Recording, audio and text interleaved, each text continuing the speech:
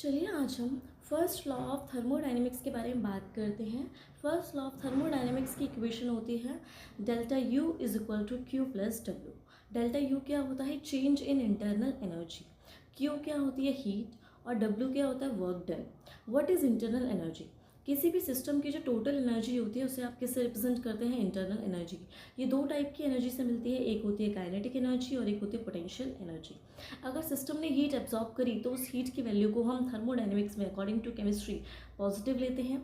अगर सिस्टम ने heat release करी तो उस क्यू की वैल्यू को हम क्या लेते हैं? नेगेटिव लेते हैं।